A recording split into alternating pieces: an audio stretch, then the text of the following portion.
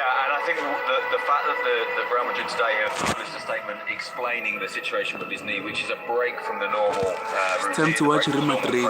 So if you haven't subscribed, please subscribe to the channel. Felt the need to respond to the doubts about Mbappe's injury, to the questions about Mbappe's injury, and as you pointed out, to the fact that the timeline doesn't entirely fit. And I think what this hints at is that there's been moments when they haven't been exactly sure what the injury is, which is why he's gone to France to get a second opinion and see other doctors. There's been a change in the medical department structure at Real Madrid as well. And I think the good news now for Real Madrid is, at least in theory, they and the French national team doctors are on the same page and are clear about what Mbappe has got, which is exactly what Arbeloa said in the press conference yesterday. But I think we were waiting for kind of, if you like, formal club level confirmation of that. Arbeloa said we know what's happened to him, we know what's happening to him, and we know what we want to do next.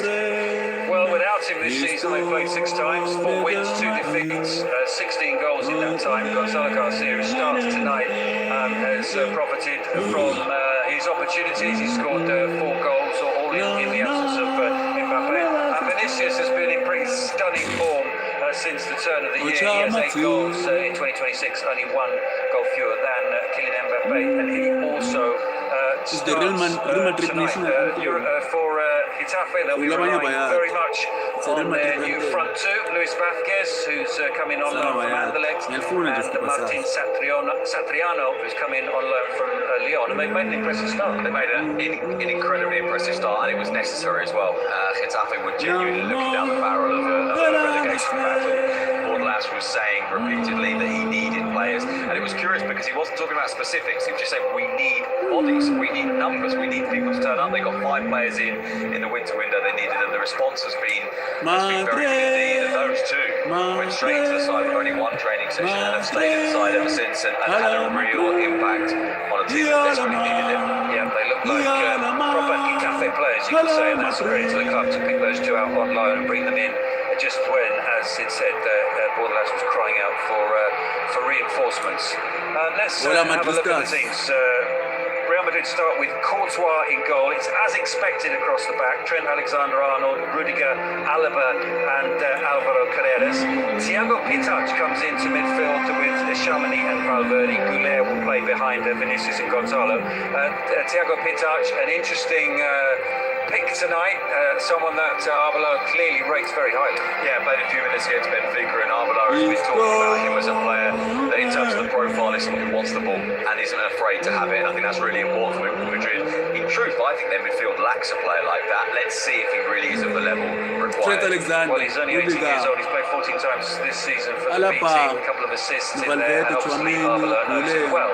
He's got a few of these young players that we're seeing more and more of well, because he was Real Madrid Castilla manager. There is Jose Bordalas coming into this game with that awful record. He said some nice things about Arbeloa, and I think Arbeloa said some nice things about him before the game started.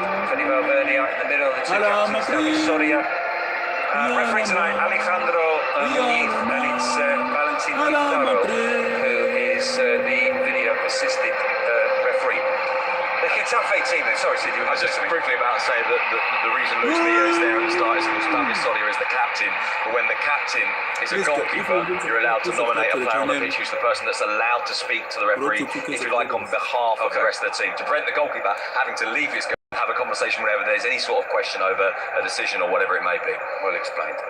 David Soria starts in goal. There's the back 5. Iglesias, Boselli makes his first start. Dominguez Duarte, Romero and Rico. Femenir is usually a fullback in midfield with Luis Millar and Barry. And then, well, we hope when they're on the attack, it will be Satriano and Luis up front, but when they haven't got the ball, he's clearly going to make a 4 in midfield ahead of the 5. There will be a minute's silence before the game starts to mark the passing and pay respects to Santiago Aguado Garcia. Became a socio of Real Madrid, a member of Real Madrid in 1957, and he died recently, aged 89. So we will, of course, observe that minute's silence.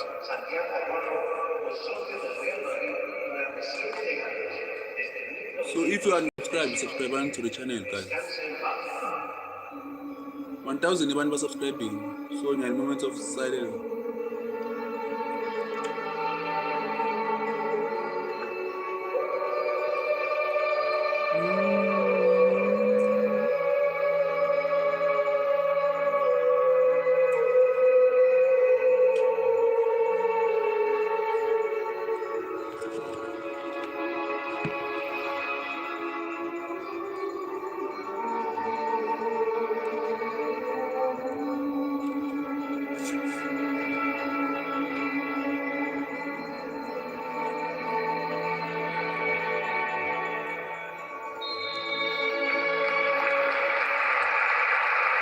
So that Getafe lineup, Sid, as you've already mentioned, we probably would have expected Mario Martin, in fact he still belongs to Real Madrid, midfielder, to start tonight, but he doesn't. Yeah, and that does introduce a few doubts for us, because I think we expected that Getafe would try and prevent Real Madrid from having space to run into, but with Mario Martin you would have expected them to do that anyway. It's not that this is a really obvious defensive change in terms of his absence, but in terms of the lineup at the back, it feels like there may even be effectively 6 defenders, because as you say, Juan Iglesias will play on the right-hand side, probably in midfield. My guess is that the reason for that really is to have 2 men up against Vinicius, if and when he runs at them from the left. So you have both Juan Iglesias and Kiko Femenia there to try and pick him up.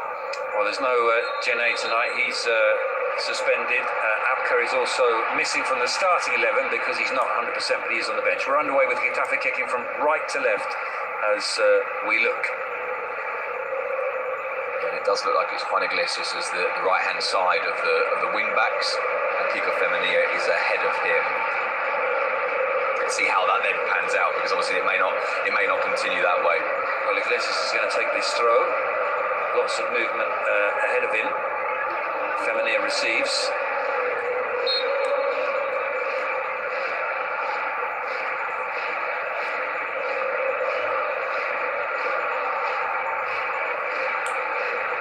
Back to Courtois.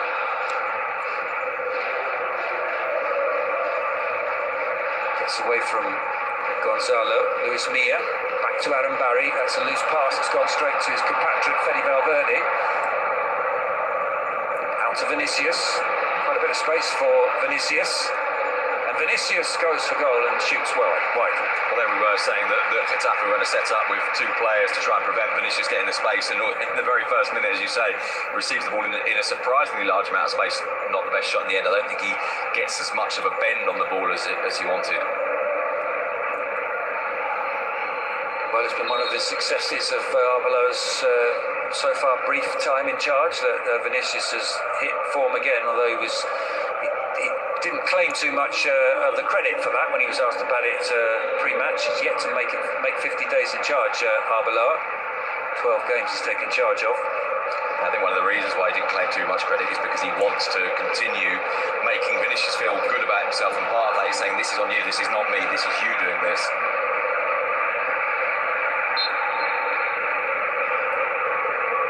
But it's certainly true, I think, that the emotional management of Vinicius, I think, with Arbeloa has been almost as significant as the footballing management. He said, didn't he, publicly, not just this week, but 2 or 3 weeks ago as well, he's been telling his team to give the ball to Vinicius as much as possible, which makes Vinicius feel important, as well as the fact that it means very basically you're giving the ball to the most dangerous player. But I think it's also an emotional process of making Vinicius feel wanted, making him feel important, and making him feel like he's central to the things that Real Madrid are doing. Is Duarte with the long ball forward, headed away by Alvaro, as far as Iglesias. Trent Alexander-Arnold sends it back to Courtois.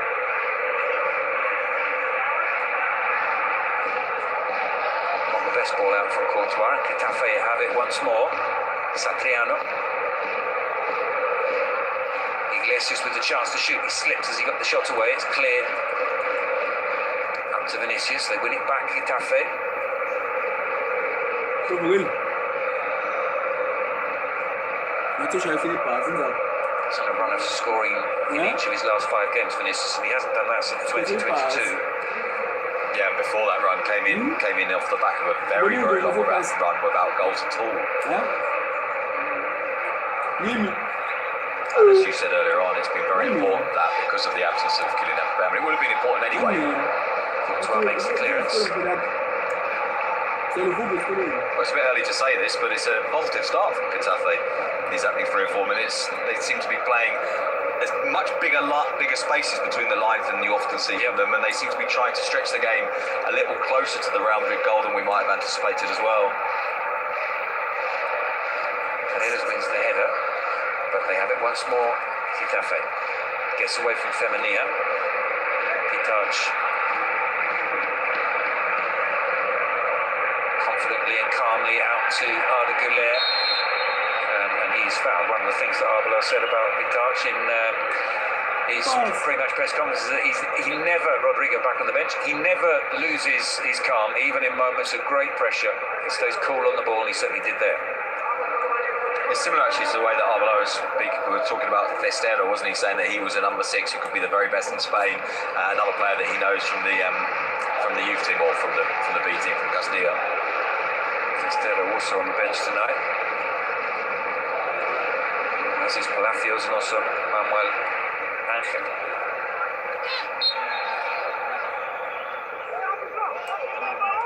Well, there's a bit of a roll of the eyes there from Iglesias after the foul was given, but actually one of the things that Getafe do is they don't actually mind the fouls being given against them, because it's partly about slowing the rhythm of the game. And although obviously they would rather be able to get away with the fouls, win the ball and run with it, but if it actually stops the game, that's all part of the process from their point of view. Jacob Pitach out to Alvaro Paredes. This just wins it back from Luis Milla, and is then brought down by Kiko Femenia.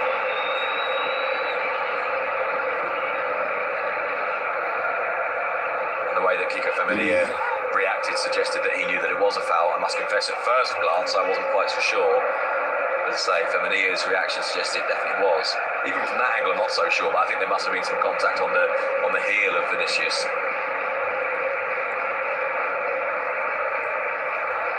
Alaba.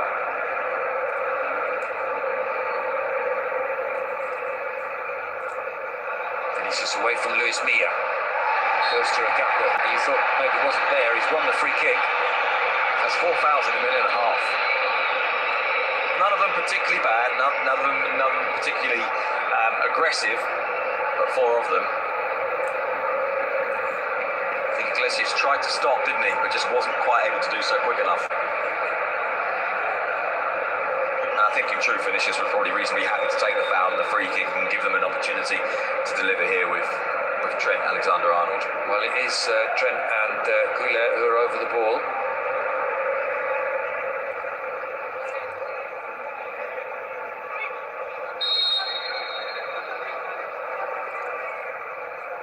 In it comes from Trent. It hit Rudiger rather than Rudiger getting his head to it. Comes back out to Trent Alexander-Arnold. It's up in the air from Adam Badi. Pitach is underneath it. He's under a little bit of pressure from Satriano. That's another thing he's done very well in his first 6 minutes. Yeah, first I must say I thought he misjudged the flight of the ball, but then he recovered really well and did very well to turn and keep possession.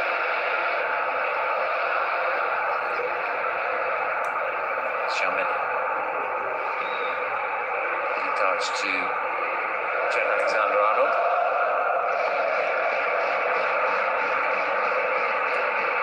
Still no Dean Howson for Real Madrid. Asensio also out, so the pairing of 2 central defenders whose contracts run out at the end of the season. Another foul, this time on Carreras, and this time it's a card. Yeah, it's the first time we've seen a foul that's been bad enough to warrant a card. I think for 2 reasons. One, obviously, is the repetition of fouls, and the other is actually the foul in itself. The fact that Carreras goes down hurt, and none of the other moments that anyone got down hurt, and it is a bit of a kick on the back of the calf, isn't it, from Femenia. I don't think it's entirely deliberate, but it's on the right calf, I think, of Carreras. Clumsy more than anything, but there was follow-through as well that robbed Carreras of his boot. I don't think Femenia can have too many complaints. He's still shaking his head. And it's another free kick, another set-piece opportunity for Real Madrid.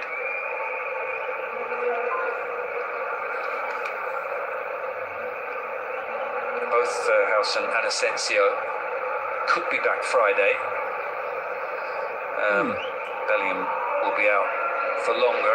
He's expected possibly to return maybe for the second leg against Manchester City. Ceballos 2 months out, and Militao now running again, but another month before he comes back. So there are injury problems for Arbeloa.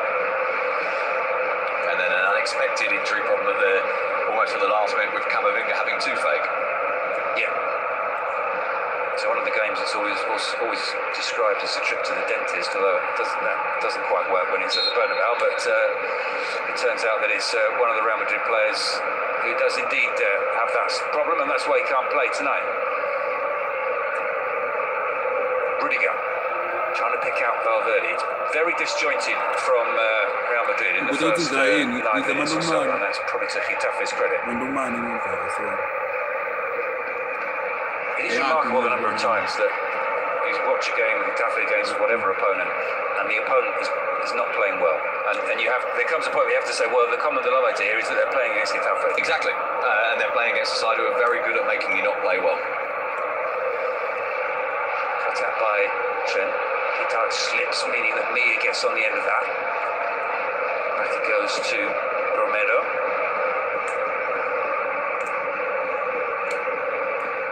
Nice ball forward to Aaron Barry.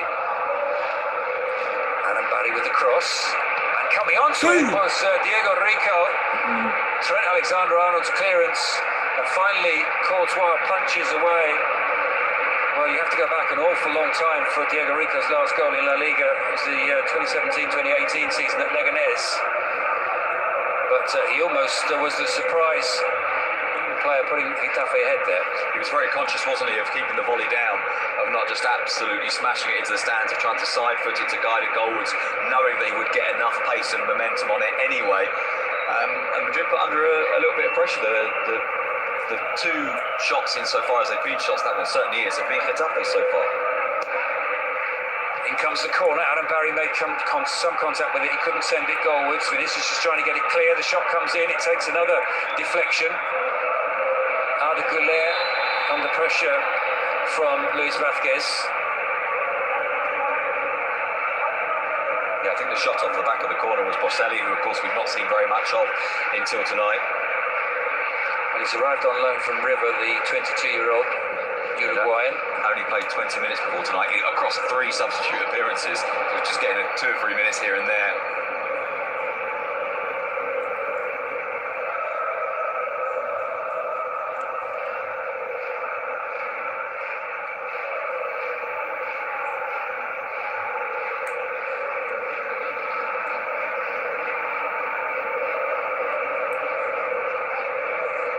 I said Howson might be back for Friday. He's actually on the bench tonight, so we might see him in the second half. Yeah, I suppose there'll be a decision to be made from Arbeloa whether he thinks it's a good idea to give him some minutes to get him going again, or whether he'd rather protect him and wait until Friday, not least with that Champions League game coming up the following week. Chamini squares to Carrera, forward to Vinicius.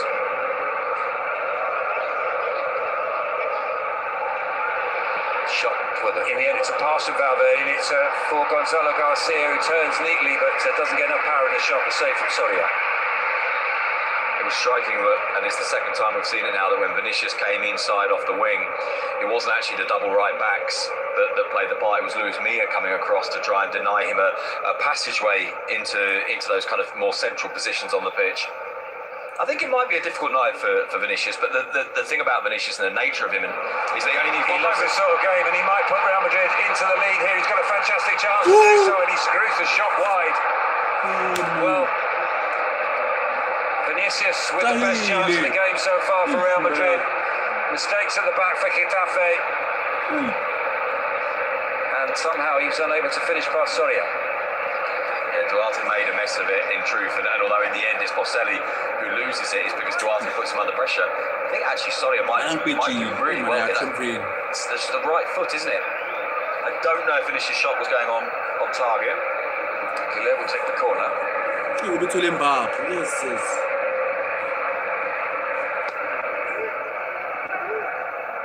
Hit it out as far as Trent Alexander-Arnold.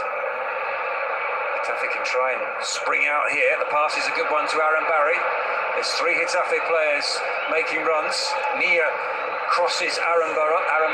He goes to Femenia. His shot is blocked by Chamini and away by Pitarch. And can Real Madrid break quickly? Vinicius, 2 Getafe players in front of them.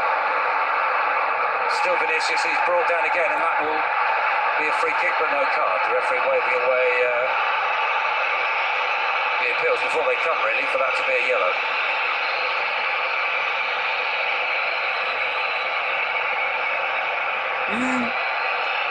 Boselli it was. I thought the first, I'm not sure he caught him on the second attempt. I thought he might have caught him on the first. but that angle's not particularly conclusive. Well, for the third time in the first quarter hour, Madrid have a set-piece opportunity in the same area of the pitch, and it's the same two players over it, Gula and Trent. This time Gula takes the kick, and it's very comfortable for Solia. Yeah, the outswinger and seen very early from David Solia. I think Getafe will be very disappointed with how little they made of that last counter-attack. I was very struck, I know we were talking about this before we came on air, in that counter-attack was something that Luis Milla did, which was the run, which was to take the defenders with him, after an interview this morning in one of the Spanish papers, in which he made a very, very simple but very telling point. He said, look, some players have to realise that you're not always running for yourself, you're running for others. That the movement you make is about opening space up for others, and that was a really great example of it. And actually, in truth, in the end, Getafe wasted, I thought, a very, very good opportunity there. Alaba.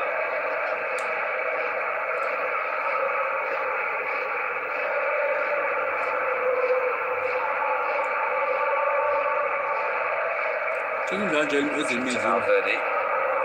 Goulet with Gonzalo Garcia making movements ahead of him. It goes back instead to Fede Valverde. And this wide shot of that line of five, which is really, really clear, is also a good indication of something that Getafe do. For a team that are often seen as being very defensive, which they often are, they're not actually a team that plays very deep. They try very hard to push that defensive line high without running the risk, obviously, of a straight ball going through. But they're not a team that will just camp out on the edge of their area.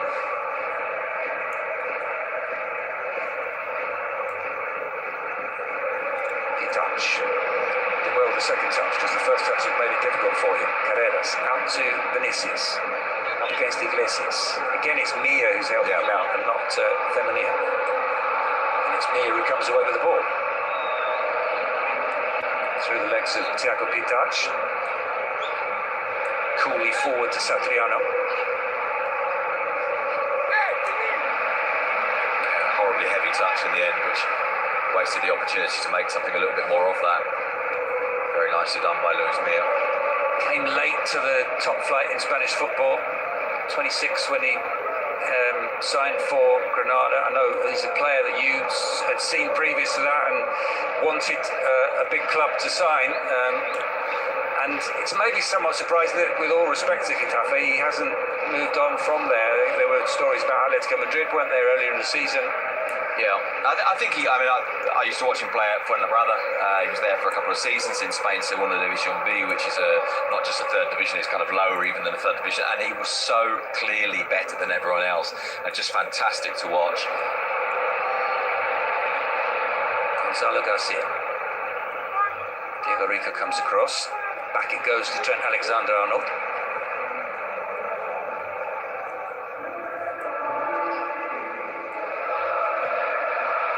Vinicius. Chamani. Being harried and hassled by Luis Milla. He had a little bit of a nibble at his ankle, didn't he, Milla? And Iglesias sends it forward. It's another one for Vázquez to chase, to try and get something against Alaba and Rudiger tonight. Yeah, in the end, actually, Alaba has a bell Rudiger out a little bit. I thought Rudiger had got that first bounce a little bit wrong and was beaten to it by Luis Vázquez. But Alaba was alert. Obvious, I have been in Petros. The game day personally.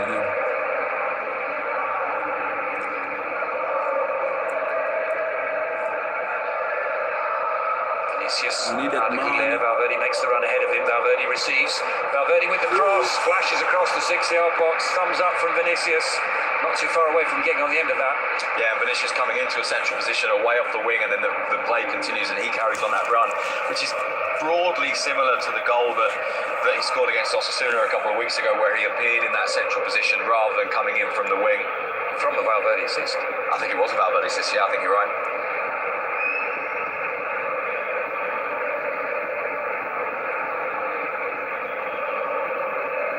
Fairly eloquent gesture that, wasn't it, from Domingos Duarte to Boselli. But in truth, although Boselli made a mess of it, I think Domingos Duarte was the one who put him in a difficult position, which meant that the possibility of Boselli making a mess of it was increased pretty significantly. Forward by Iglesias, headed away by Salmini. Foul given Getafe's way. This is claiming it was a clear elbow and merits more than just a free kick. Well, on that view, I don't think there's anything there at all. No. And I also felt that the referee responded as much to the appeal as to what he'd originally seen, if you see what I mean. In that he hadn't given it at first, and as the player went down, I think then he chose to act. Quite a stat, that, isn't it? 9 Getafe fouls inside the first 20 minutes. And the one from Real Madrid, which we just seen, didn't look like a foul. That's true. Luis Milla then to deliver the free kick. And not his best. He's been king of the assists this season, not just for Getafe, but in La Liga. Only Lamine Yamal has more. Most of the assists have come from set plays, but that one not causing Real Madrid any problems. And very often from that sort of position as well. He takes free kicks from very deep positions, not wide per se, but just to the right-hand side often of the midfield or sometimes from the left. He tends to deliver them really well, very high, swinging in, lots of players pushing into the box. That, on this occasion, was very poorly delivered. Carreras to Vinicius. And Iglesias looked as if he got the better of him, but as Vinicius comes away with the ball, but can't get past Luis Milla, who's having a good first 20 minutes. Well, as I say that, he pings that straight to Arda Güler.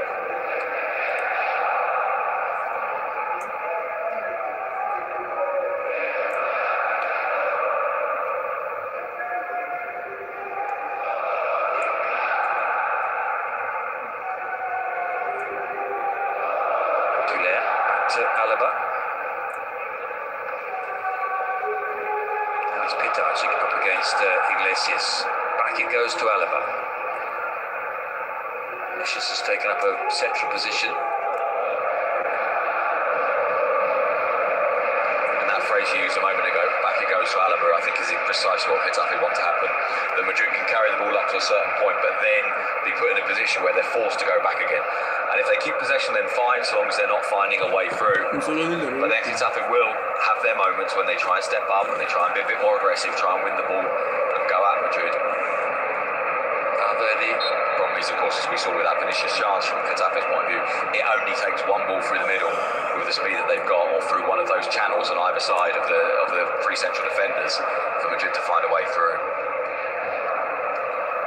That said, I think it's true that Madrid have struggled to do that this year, and Arbeloa said it quite explicitly. I can't think which game it was now. I think it may have been the last Champions League game. That, sometimes teams who sit deep against us, we haven't yet found the mechanics to find a way through. Apart from obviously naturally the inspiration of very talented players. Here's Tchouaméni into Gonzalo Garcia. Out it goes to Vinicius. Vinicius' cross takes a deflection. It's cleared by Diego Rico.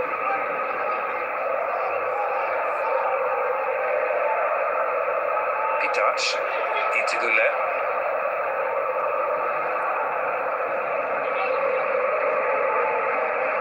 Nicely played by Trent Alexander-Arnold. Out to Valverde. Vinicius. Vinicius with the cross. Aaron Barry with the clearance.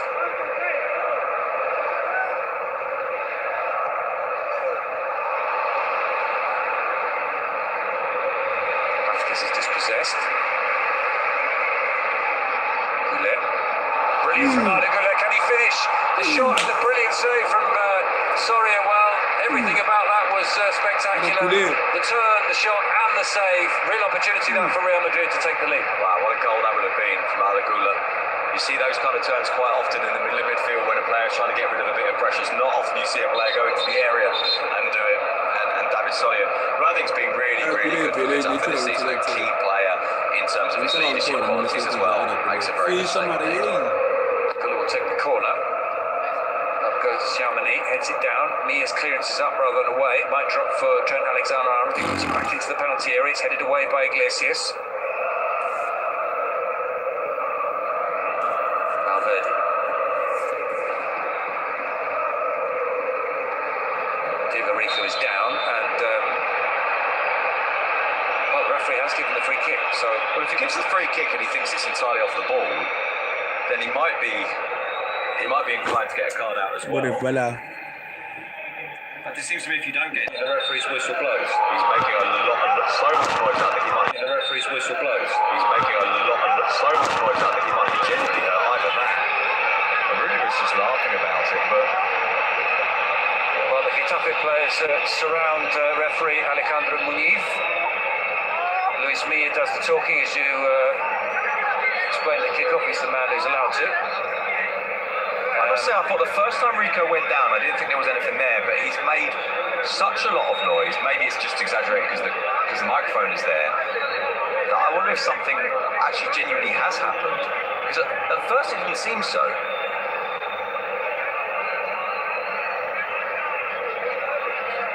Well, I think Rudiger drops his knee in. Yeah. And again. Yeah. Oh!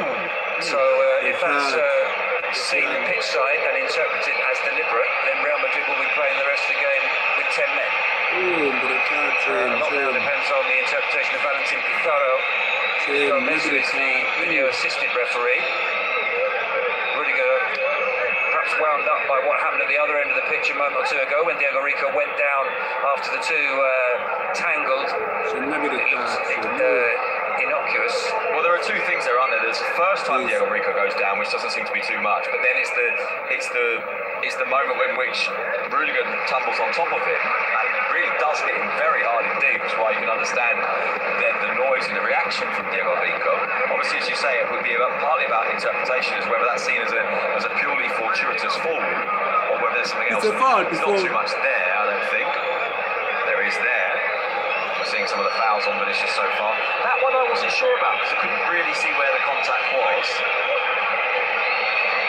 This one I didn't think was anything at all. Well, I've been quite keen on seeing the Rudiger incident. Yes, rather than these ones, yeah. Vinicius has been targeted as we knew he would. No intervention from Valentin Pizarro. So on we go. Well, given the weight of Rudiger, and given that it's a knee, I think, or maybe a shin that catches Rico, genuinely the chance of breaking something there was quite high, I would have said. Alaba out to Carreras. Vinicius, Chaumani. Gonzalo Garcia on the shoulder of the last Getafe defender, wanted to make the run. Instead it's gone out to Vinicius and Gonzalo is in the middle. Vinicius goes past one, tricks his way past the second. He's won the corner. I guess this is partly a product as well, isn't it, of the absence of Mbappe, that you can double team Vinicius, but you're leaving a really good player open. If Mbappe's not there, maybe you feel a little bit more emboldened to go and double team Vinicius, trusting that there are fewer other ways that they can catch you. Obviously, within the context of knowing that all 10 of the other Real Madrid players are very, very talented. Vinicius switches it to Trent Alexander-Arnold. And given the nature of the way this game is, and it sort of feels like it might actually be a Trent Alexander-Arnold delivery that ends up unlocking this. Something that comes from perhaps a deeper position, that's something that comes perhaps maybe even from a set play. That's one of the reasons though why Getafe play with this high line, so that you can't just have people push you back into the area and then put the ball into the box. They want, if you're going to deliver that ball towards them, they want you to be far enough out of the box that it doesn't just drop for a header or a rebound or a chance out of nowhere. Obviously the question is finding that balance between doing that and not allowing the space in behind for people to run into. Well, Arbeloa has spoken about wanting more from Madrid's right in these sort of games. A lot of it's going down the left so far, with Vinicius heavily involved. Alexander-Arnold has now taken up a position. And he's been doing that a lot recently. He comes inside, tries to be an extra midfielder, but of course that then increases that sense that the right is left empty, particularly if Valverde comes inside, which he's currently doing. Because Valverde is the most, if you like, straight line runner of the right-sided players. The one that's most likely to go outside, get to the byline, maybe pull a ball back. But it's certainly true that they dress very heavily to the left at the moment, Real Madrid.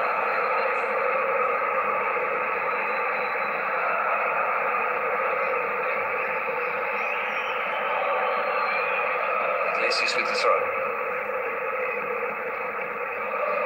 Rudiger hooks that one out to the far touchline where it's kept in play by Alaba.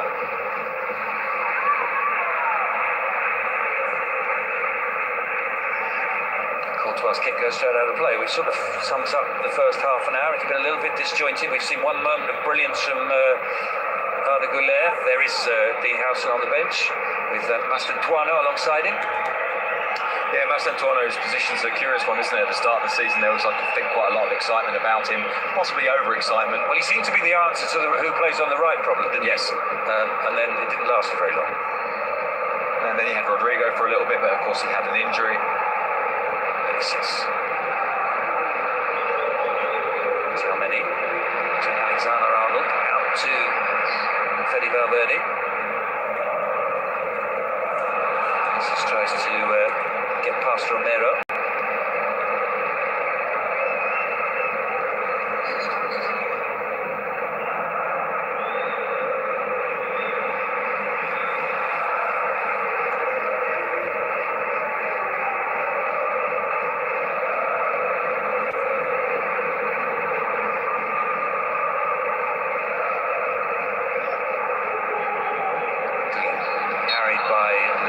Who's upset. I think that's a very bad decision. By the fact that he's been penalised. Luis Milla comes away with the ball. From my view, at least, possibly a replay would say differently. I thought he came away with the ball entirely cleanly. Yeah, goes around the side. Goes down himself. It's not Milla that does it to him.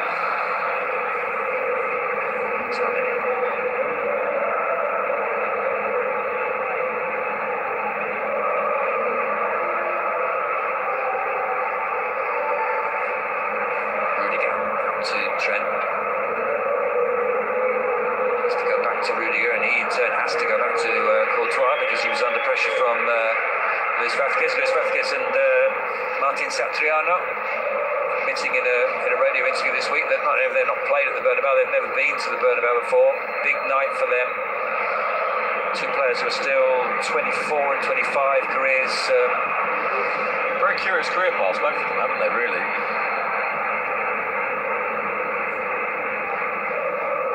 Also careers that seem to have stuttered in recent seasons, and Getafe are quite good at recuperating players who find themselves in that situation.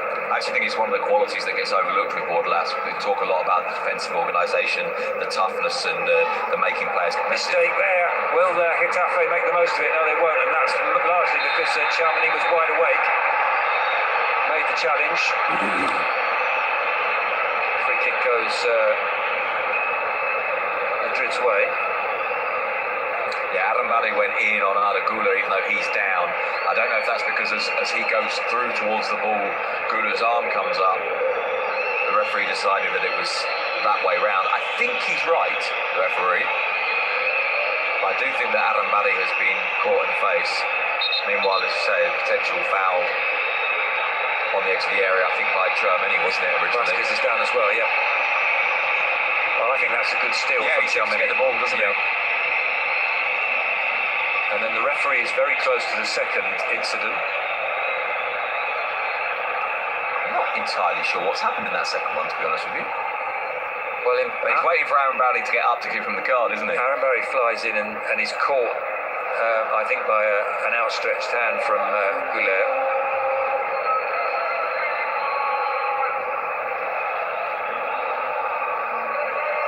Well, maybe Valentin Pizarro is going to help Alejandro Muñiz out here.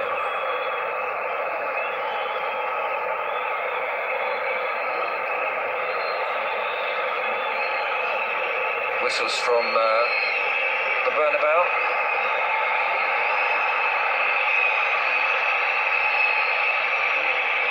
It was a fairly clear gesture that from Carreras, wasn't it? Like, come on, get him to hurry up. The referee, I think, was quite clear, saying, yeah, whether the question was, are you adding time on or are you going to book him? Whichever one of those two it was, and I suspect it was one of those two, the referee's answer was yes. So I think as soon as Adam Badi is alert, the card will go out. I think the card might already be out in his hand, actually. Yeah. Well, there it is. Mauro Adam Badi goes into the book, joining Kiko Femenia.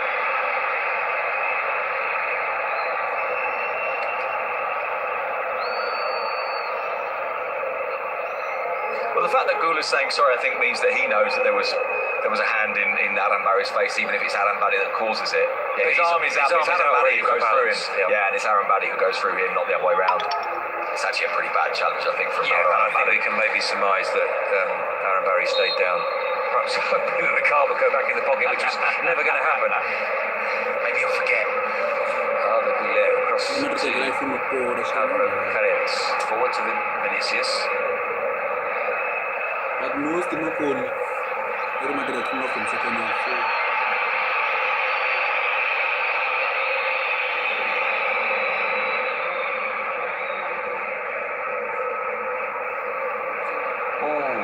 Just about got away with that. Almost intercepted by Femenía, but Carreras sent it out to Vinicius. He's continued his run, Carreras. Vinicius comes infield instead and feeds Arda Güler. Arda Güler rolls that one to Trent Alexander-Arnold and sliding in to make the interception is Satriano out for a corner. Yeah, that's that role that you were talking about earlier on, that Satriano is in theory a forward, but whenever Real Madrid get beyond Getafe, he'll be the one filling on that left-hand side. He's a very, very willing runner. Saw it early enough to get there and was quick enough to get there as well. And actually the one time that Getafe have been opened up is when they were invited in by a poorly placed pass, took a step forward thinking they could rob it, and then found themselves turned. Trent with the corner. Dominguez Duarte got his head to it. Out comes Soria and punches clear. Only as far as Valverde.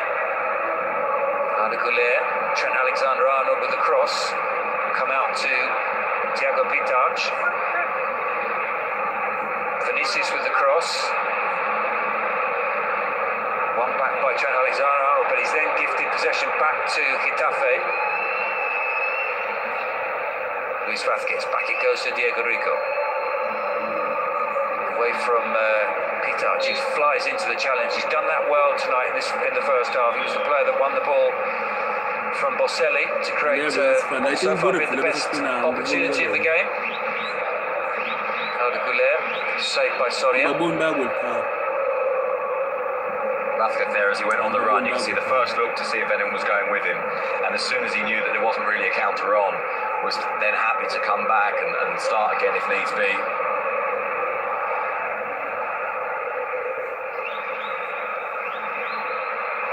Forward from Trent, but that will through a few groans because it goes straight the way through to Soria.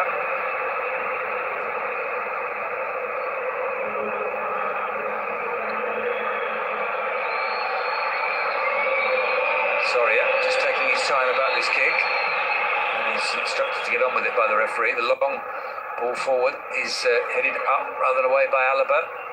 The same from Tchouaméni. Satriano might drop for Vázquez. Luis Milla out to Iglesias. Iglesias with the early cross, headed away by Rudiger, only as far as Aaron Barry, and on the volley, what a spectacular goal that is! It's Satriano who scores. Well, the man who'd never been to the Bernabeu to see a game, much less play in this stadium, has lit it up with a fantastic opening goal, and against the run of play, Getafe have the lead. And what an absolutely brilliant strike that is from Satriano. A completely fantastic goal, and I don't want to overplay the role of Luis Milla in it, but in the moment when the ball was bouncing around, he was the one that had the clarity to go to the right-hand side. There's still a huge amount that has to happen from there, but this is one of the things that Getafe do really well, is get the ball to the wide guys, get the ball into the box, and then see where it goes from there. No one anticipated it going to a shot as good as that from Satriano. What a goal.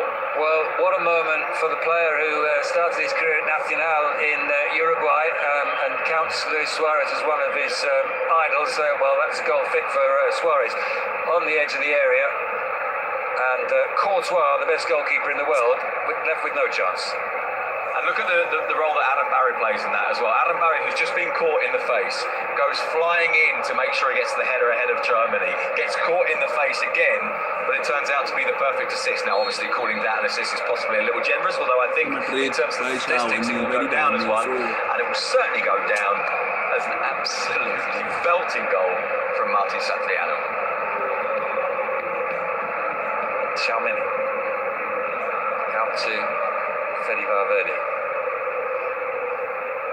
Well, this was already shaping up to be a real test for Arbeloa, how to break down this Getafe team.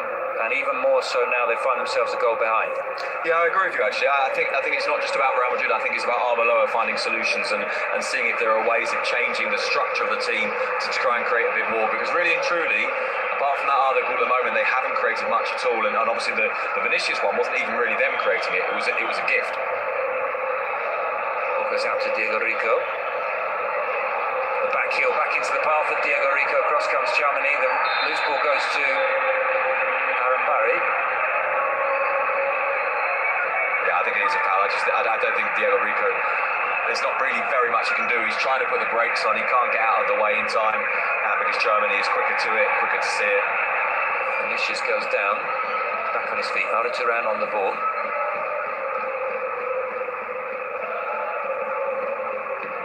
Thiago Pitach. Tracked by Aaron Barry. That's happened a lot. What we've just seen from Adam Barry. In the end, this time Real Madrid got away with it. But Madrid, when they turn back in midfield, Getafe are on them quickly. When they're not looking, in those moments when they're not looking, Getafe are on them quickly. They see that opportunity to go and put a little bit of high pressure on it. And to be honest, Madrid aren't living with that particularly well.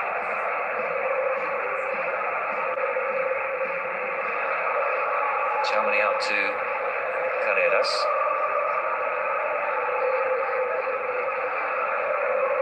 Gonzalo Garcia lays that one off for Thiago.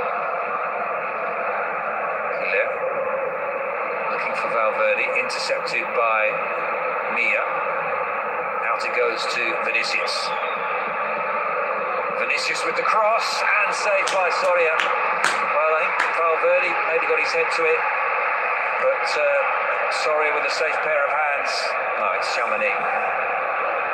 Yeah, I wasn't even sure if it might have been one of the two central defenders, but it's Soria who saves. One of the few moments where we've seen Vinicius have a little bit of space. Not loads, but a little bit of space.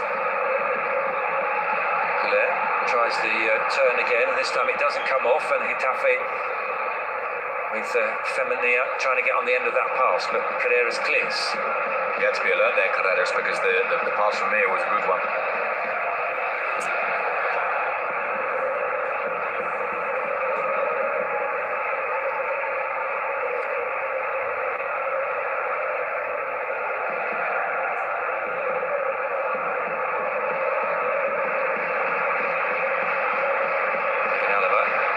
Made a run. Oliver goes back instead to Rudiger. They're getting impatient. They really are. Yeah.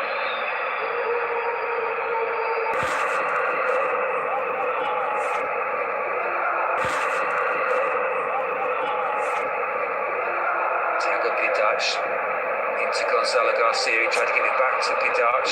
Aaron Barry plays the ball forward.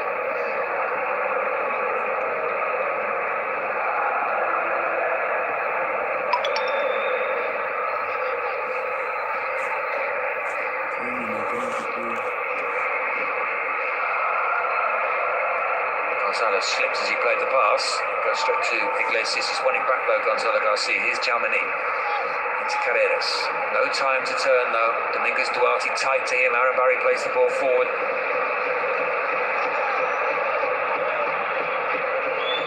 Satriano.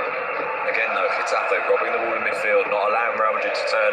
They've done that so well. There's a few times obviously when it's ended with fouls being given against them. Once or twice, I think perhaps a little harshly, but they're doing a really good job of turning Madrid back and then getting onto them. One over the top for Vasquez. Up against Rudiger. Back out to Kiko Femenia. It's 4 in the penalty area for Getafe. Luis Milla with the cross. And it's Diego Rico, and he had the chance there on the volley. Do you know what? I think Diego Rico was in two minds. It was dropping. I think the first ball is, I'm going to hit this.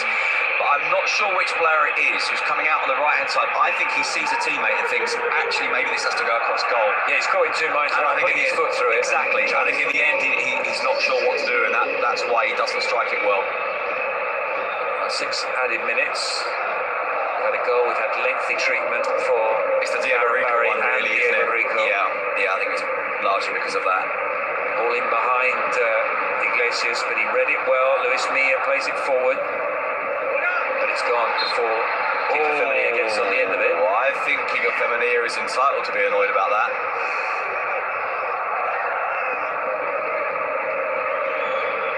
I'm not sure what Rodrigo and Carvajal will have seen that far over on the other side of the pitch. Well, I think Carvajal just looks generally displeased with the way Real Madrid have played in this first that's certainly true. 45 minutes.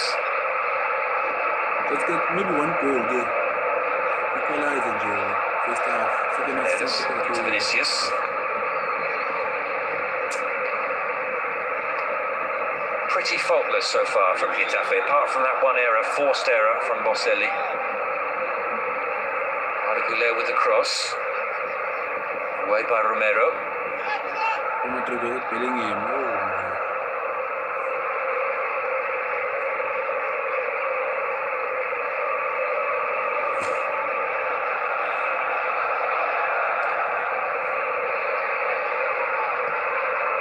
Vinicius, Xiaomini.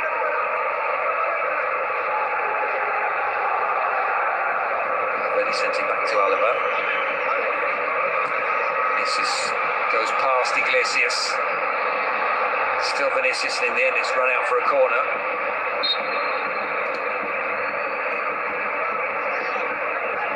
No, this really food. I'm quite sure what Vinicius is complaining about, to be honest. Because he got away from Iglesias. Iglesias went in on him hard, but actually the rebound benefited Vinicius. Maybe he thinks that Iglesias went in more harder than he needed to, even if it worked out for him. Goulet's corner drops, and Rudiger drops as well. The ball is still in play. Diego Rico clears. Out as far as Thiago. Xiaomini with the ball into the penalty area. Headed away again. Arda Goulet gets his head to it. It's cleared by Iglesias intelligently as well. 2 forward for Getafe. Well, it was amazing how much space Kiko Femenia was running into. Luis Vázquez did well there to keep possession for Getafe. Aaron Barry works it back to Dominguez Duarte. Now with Romero. Diego Rico can't keep the ball in play.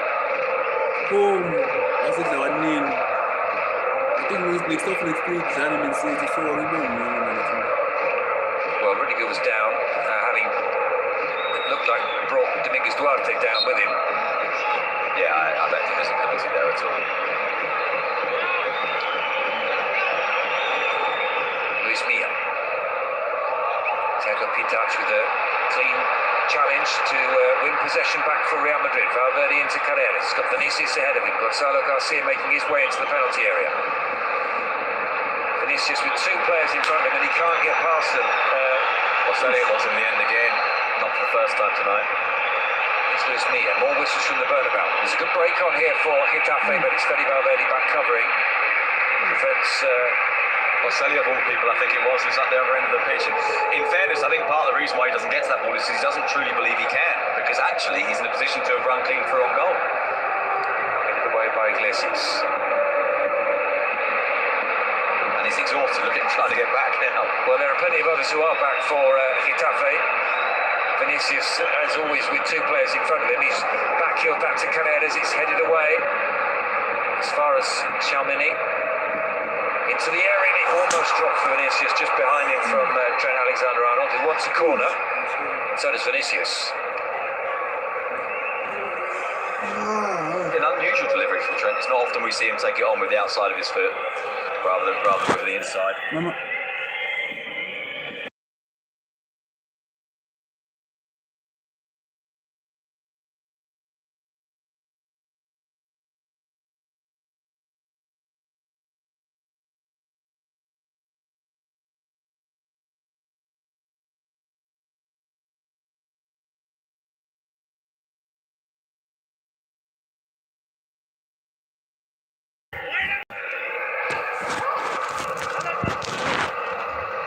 Alexander-Arnold with the throw.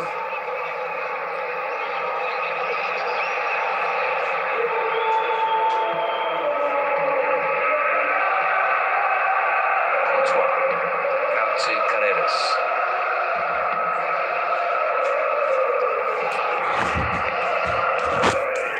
Let's see, we go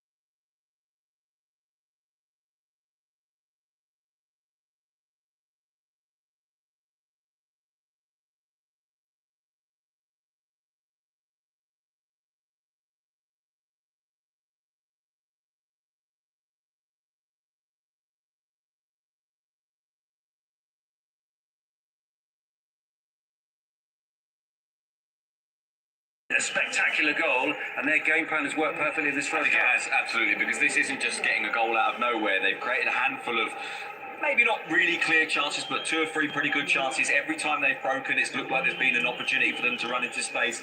They've done a really, really good job on forcing Real Madrid to go back, then putting pressure on them, not really allowing Real Madrid space in and around their penalty area. But this just hasn't been able to get away from them, hardly at all in that first half. I think it's been a really, really impressive, really well organised, really well executed performance from Getafe so far.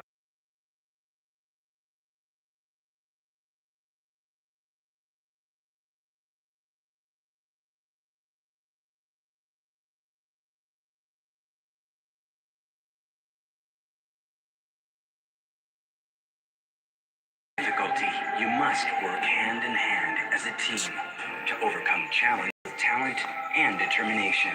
Because together we are stronger, and together we'll go out onto the field to win. BKT in La Liga, a winning team.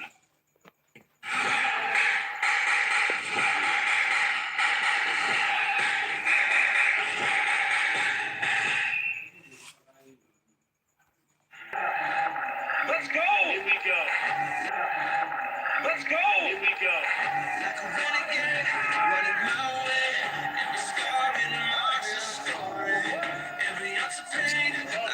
Sorin on the wall.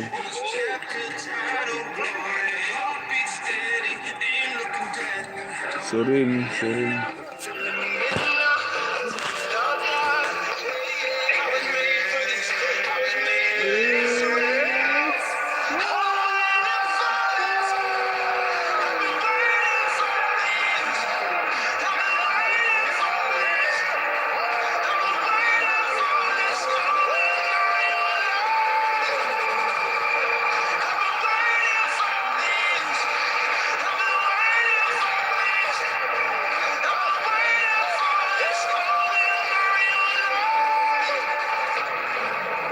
Proudly brought to you by World Sports Betting. Bet with the best.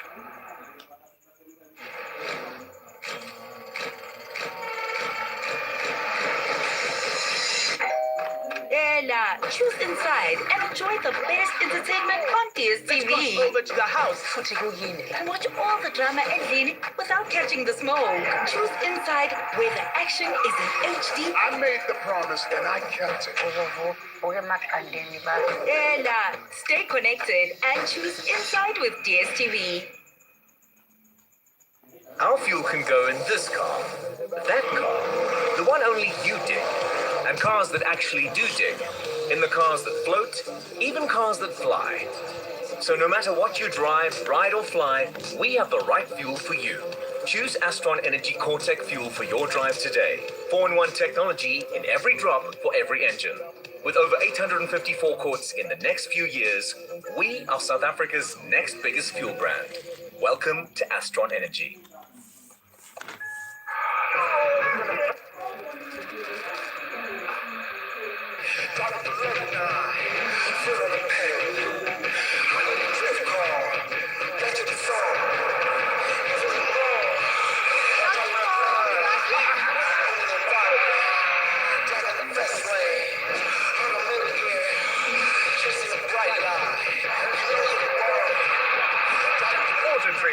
Find your happy place. Good evening from the Carlos Tartieres Stadium in Oviedo. You can hear the local Asturias music, the bagpipes in the background as Real Oviedo host Atletico Madrid in match day 26 of La Liga. EA Sports Oviedo rooted to the bottom of the table on 17 points. The usual suspects, Iniesta China playing out wide. Reluctant to use his left foot for a cross. Oh, Channel Black with a loose touch, and Fede Viñas didn't make the most of the invitation. Well, it was an awkward back pass to Channel Black. He didn't deal with it. China. For a moment, like the pass was on to Viñas. Now it is Fede Viñas is for a goal, and Channel Black makes the save. Well, they're asking for an offside. I thought he head straight into an offside position. Javi Lopez, Fonseca. Head on to the cross. post just wide. He gets there, doesn't he? Hassan. Liliaf will look to make up for his mistake. Hassan skips past him. His cross to the far post is headed behind by Johnny Cardoso. Need more bodies in the box on the end of there, don't they? That was clearly evident. Ilias on the far side was guilty of not putting himself in a goal-scoring position after the fine run from Hassan. Reina. Hassan.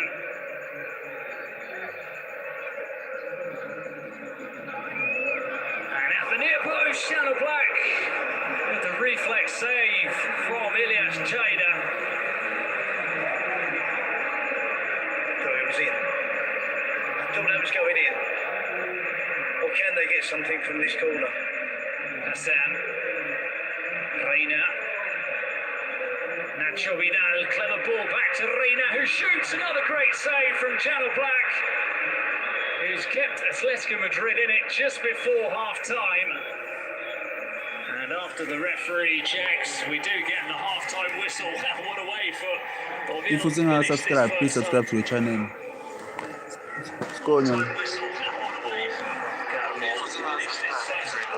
Skonyalo 1, Getafe 0 Real Madrid. So yeah.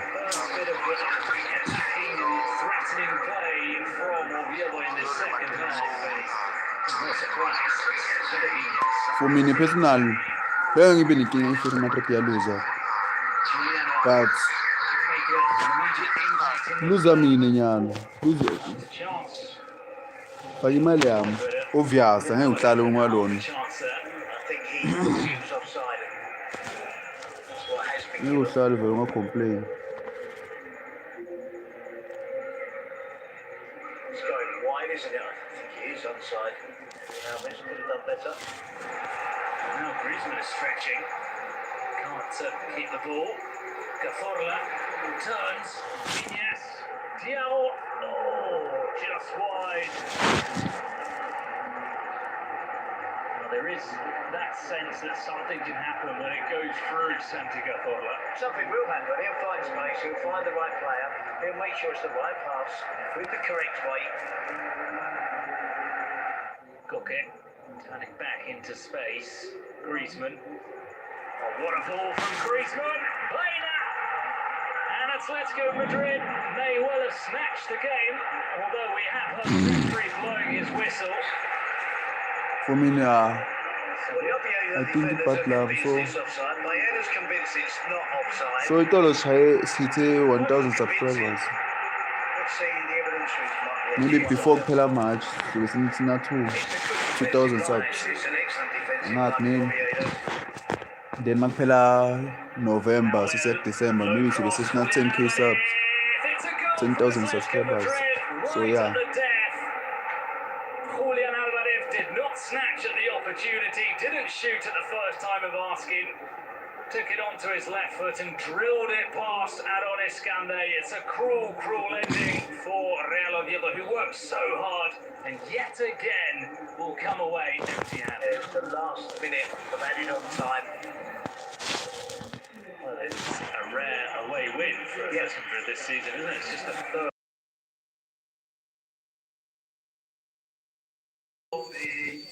As long as your face. Sporty bet.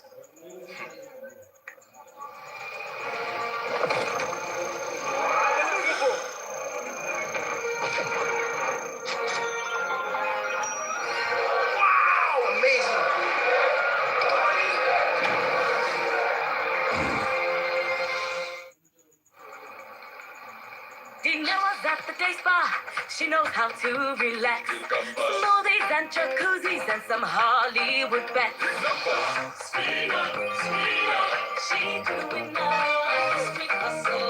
Mystery is hard to quiet. With this much bid, 2 rand or more on selected Playtech games and stand a chance to win a share of 1 million rand every Wednesday and Sunday. Hollywood Bets. Enjoy playing responsibly. Tell me, how did your journey with OutSurance begin? You know, when you see that debit order going through, you ask yourself, this looks like a small car installment. That's when I told a friend of mine that, you know, I'm shopping around. But how much are you saving? 366. And you're getting more out with an out bonus at the end of 3 years claim free. Can't wait for that. A little bit of cash for a girl to have a little bit of fun, eh? Go to outsurance.co.za or call 08600 60,000 now for a quote.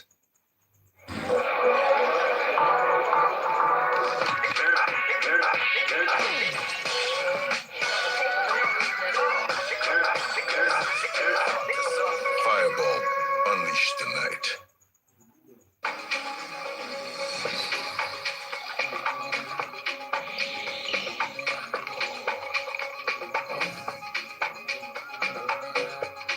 Royal Flush Gin, French luxury. When it's time for fun, when it's time to decide, kids know the place. Yeah, kids choose inside. They choose the couch and shows they already love. Big brave moments, they're all waiting inside. Fun on repeat, choose inside for all your favorite shows. And a few new ones. Adventures that sing from the couch to the stars, all inside. Choose inside, play inside, fun inside. Choose DSTV Kids. You never quite know what you're going to get. The stakes are high. They don't come much more fiercely contested than this. One of the fiercest rivalries. Huge clash. Close.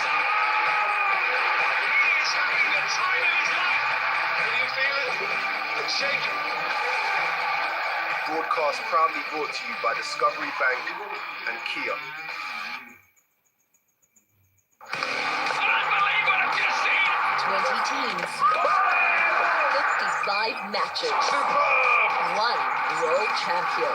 The ICC Men's T20 World Cup 2026. Catch all the action from 7 February to 8 March on your World of Champions Super Sport. Creating an unforgettable experience. Crafted in the heart of France, an embodiment of excellence. Voted best cognac in the world, the Cognac Masters London. Honor cognac above all else. Introducing the new Honor VSOP Platinum Cognac. An internationally award-winning icon of French luxury. Honor VSOP Platinum. Taste the legacy.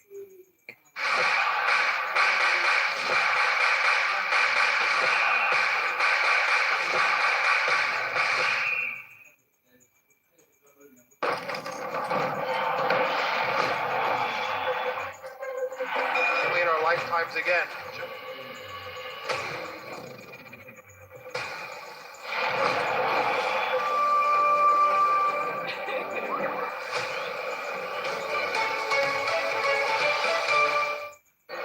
Well, we didn't expect to be talking about Getafe players, Sid, as we wait for the two sets of players to come out for the second half. What do Madrid need to do differently in the second half? Because they weren't really asking too many difficult questions of the Getafe defence in that first half. I think that's absolutely right. I think they need to be aware that they're not going to get a huge amount of space coming in at Getafe, and Getafe being very conscious of what they do with Vinicius. Let's see if we can hear what they think.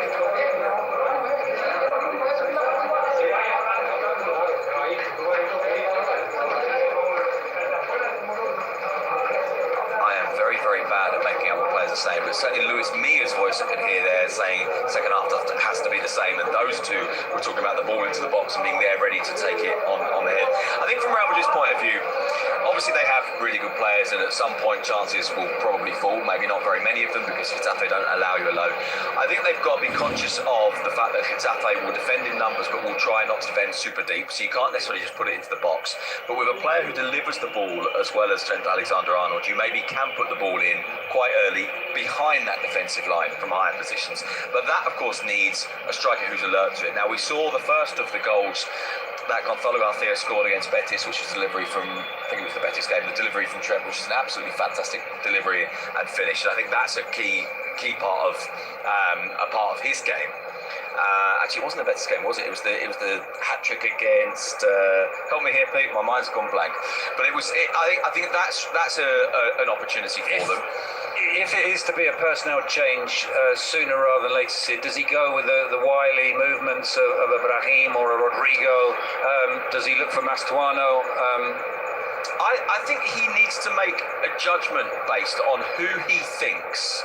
Well, he might get the answer here because I was going to say who he thinks is most likely to open them up and what kind of space they're running into. I think look, it looks like it's going to be Rodrigo. Yeah.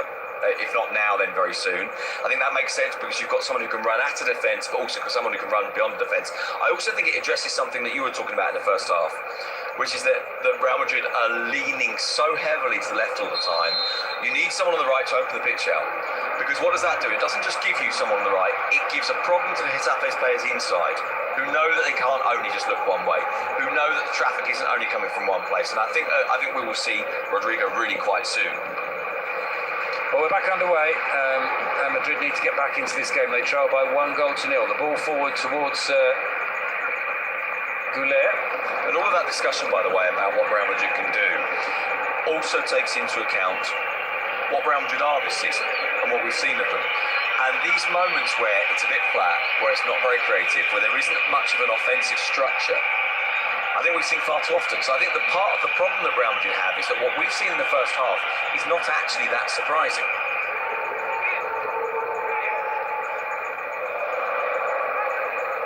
Alaba heads away. Rudiger sends the ball back to Courtois.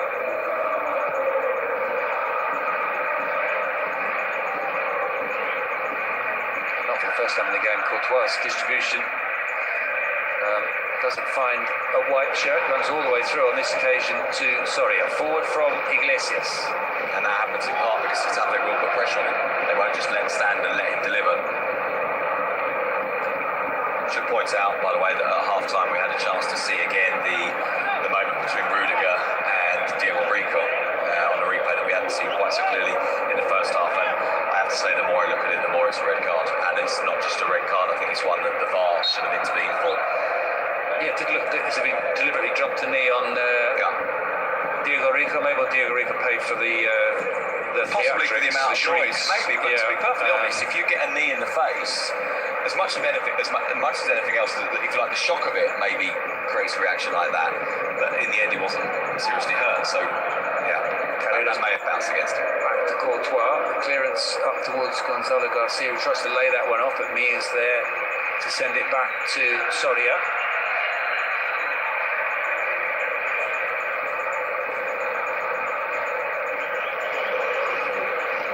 Silly.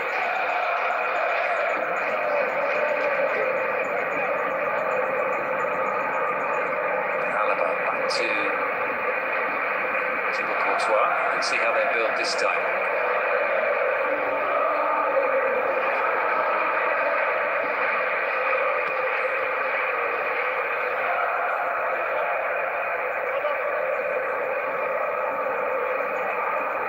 Thiago.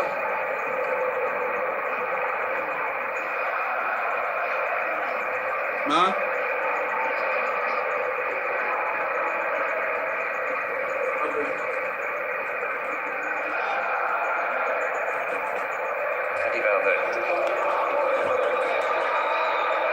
Vinicius, first chance of the second half to run at Iglesias. Pulls it back to Xiaomani. Fede Valverde. Round the referee.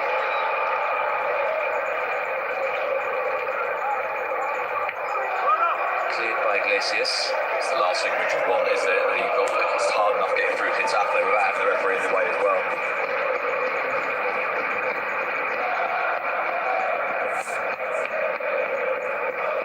Vinicius Carreras has made a run ahead of him. Carreras' cross is blocked. I think that's the first time though we've seen that little angled pass from Vinicius and someone actually going beyond him to try and cut through a defence. Yeah, there maybe wasn't enough in the first half from the two Real Madrid fullbacks. Trent Alexander on the ball now. His loose pass inside gives Luis Milla possession. Been a couple of those, haven't there, from Trent Alexander-Arnold tonight?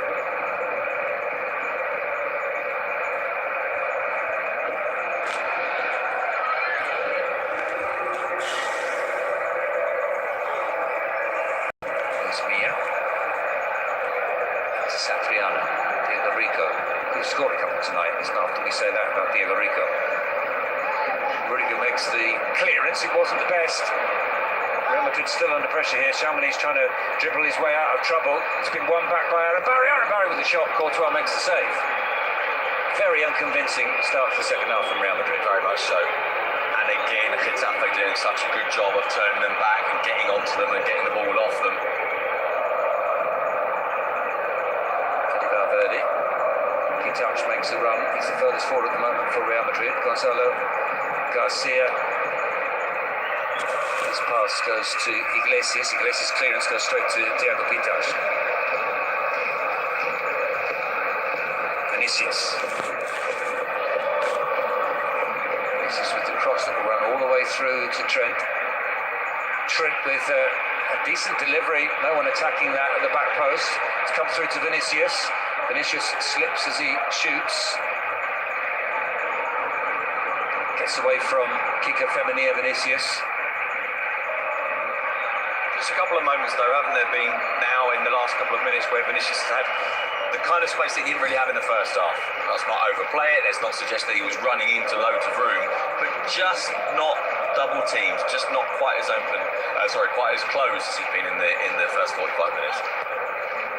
Ball into Fede Valverde, the back heel from Fede Valverde. It's laid off to Thiago Pitach, and the shot through the crowd in the end is comfortably saved by Soria. Better from Madrid. Yeah, because at least they've managed to find some space, put themselves in areas where they can maybe make something happen. Very nice little layoff from Gonzalo, the calmness to drop that ball off from Pitach. Well, Arbelo said the most impressive thing about Thiago is his personality, and he's certainly shown that tonight. Plenty of personality. Valverde loses out. Yeah, quite honestly, he's shown more personality on the ball than some of Madrid's other players this evening.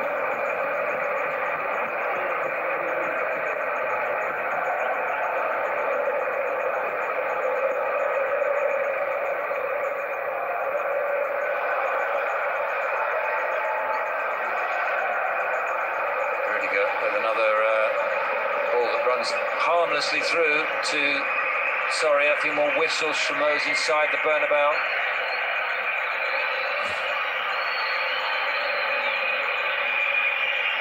Is it fair to say that that's something you get from Alson and even from Asensio? Distribution from the back that we're not seeing at the moment, at least from Rudiger and Alaba, and indeed from Courtois. Yeah, especially from Howson. But you're right, even Asensio, those long diagonals. Asensio's debut assist. Yeah, absolutely. Against Osasuna, if I remember right. Yeah. Mia. Nice layoff. But Chamonix clears to Thiago. Thiago does well to find Arda Güler. This is not brought down, says the referee.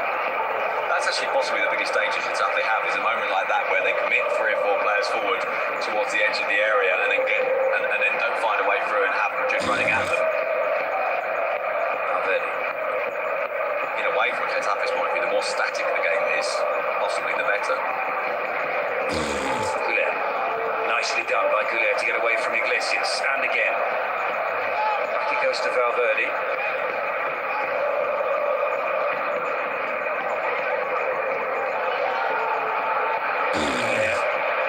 Vinicius has made a run, Güler. Vinicius can't get the better of Iglesias. It runs to Valverde. Alvaro Carreras back to Vinicius. Well, he won the ball and then he won the foul, Iglesias. He's having a good game tonight, but there is still a long, long way to go. And there might be an extra threat. It looks as if 3 Real Madrid players are about to come on house, and Carvajal and Rodrigo. Well, the logic suggests Carvajal for Trent Alexander-Arnold, obviously. But in terms of change when you're chasing the game, it's an unusual one.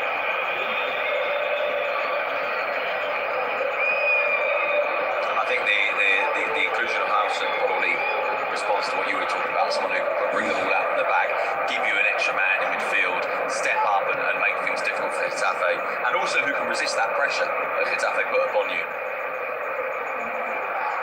Thiago Pitach, like a shoulder to shoulder there, and he's been penalised by Alejandro Muñiz. Well, it was going to be a shoulder-to-shoulder, but then Rico turned the back to make it a shoulder-to-back. Yeah. I think actually Rico has effectively bought that foul, simply by repositioning Well, himself. the Santiago Bernabeu are not happy with this change because he's been excellent in the first 54 minutes. There were whistles for the change, and now applause. Off goes Pidaj, on comes Rodrigo.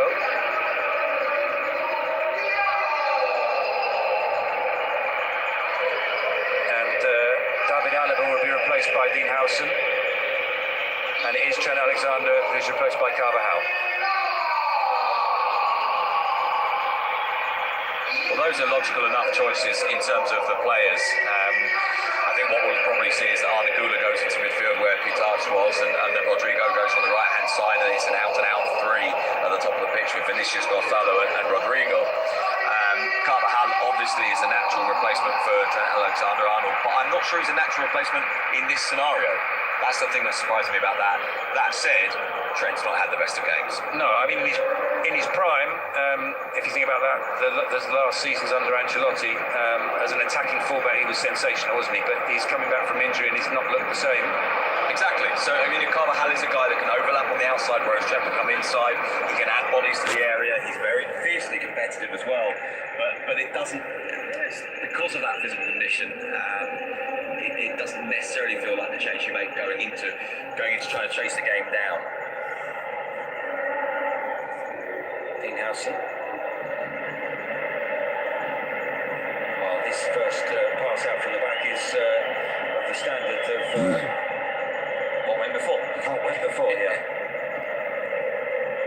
But we know that it's one of his qualities. It's maybe something to do with the lack of movement ahead of the central defenders as well. We should point that out, not just the fact that they're not finding white shirts. He's Goulet.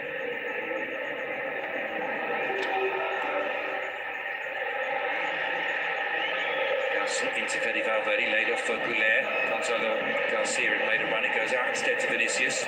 Vinicius back to Carreras. Xiaomeni out to Carvajal giving them the width at the moment. Carvajal. Xiaomeni with the cross and harmlessly out for a goal kick.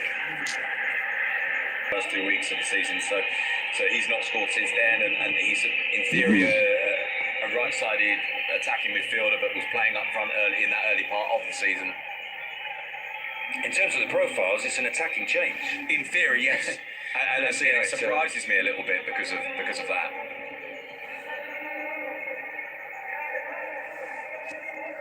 Xiaomeni wins the header. Husband got bumped off of that one by the substitute. Liso, it's forward from Xiaomeni, cleared by Boselli. Vinicius, space to run into, and Rodrigo to pick out in the middle if he can. The cross comes in, and it might drop for Rodrigo, and he puts it over the top. Well, immediately danger created, and almost a chance for a goal with his first touch made for him by Vinicius. Yeah, Vinicius given some space to run into for almost the first time. I don't think it quite came off the way Vinicius wanted it to, but it did eventually drop for Rodrigo.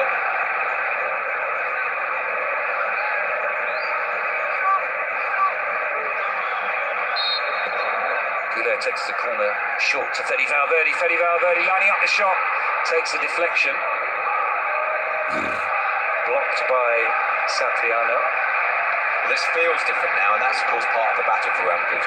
To put Getafe in a position where they feel under pressure, where they feel tense, where they feel like they're nervous about where players are arriving from.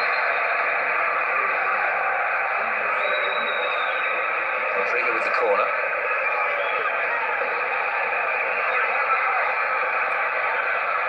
Pushing and shoving between Duarte and Rudiger and Dean Howson and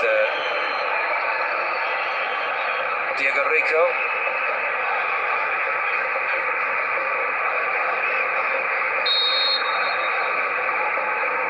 Rodrigo. Corner comes in, it's headed down by Xiaomeni, cleared by Iglesias. Gonzalo Garcia appealing maybe for handball, but it looks as if it came off Iglesias' chest. Goulet back to Xiaomeni. Vinicius. it's Fede Valverde. Fede Valverde with the shot. Well, it feels different. It sounds different now. The Bernabeu's starting to make a bit of noise. It's a little bit of momentum building. And you felt the introduction of Rodrigo as well was... I think even if Rodrigo doesn't do anything, I think it changes the nature of the game. Because it opens up the pitch, because it takes some of the attention away from Vinicius.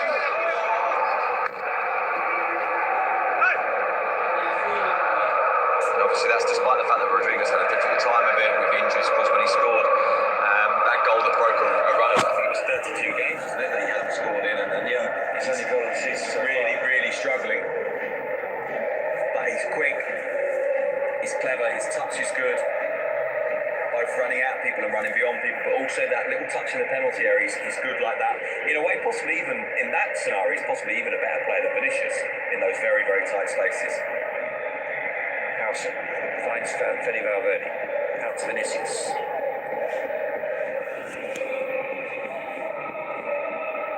Valverde picks out Dani Carvajal, knocks that down to Rodrigo.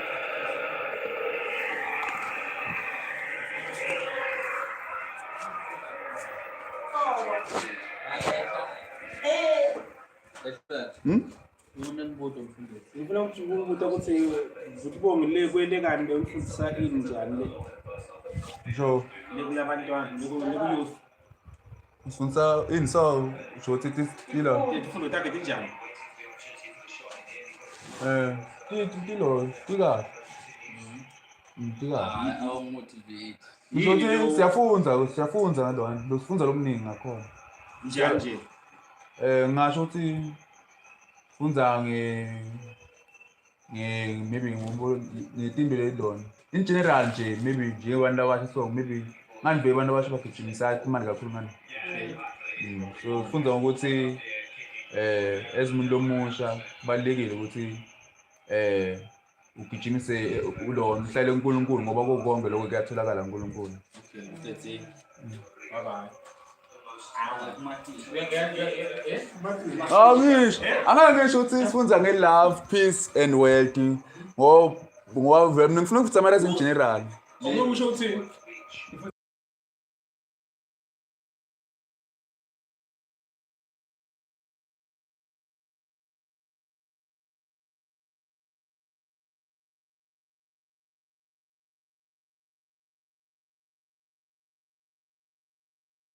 Sifunza ngalo ukuthi ngalesinamba eviki sifunza ngalesinamba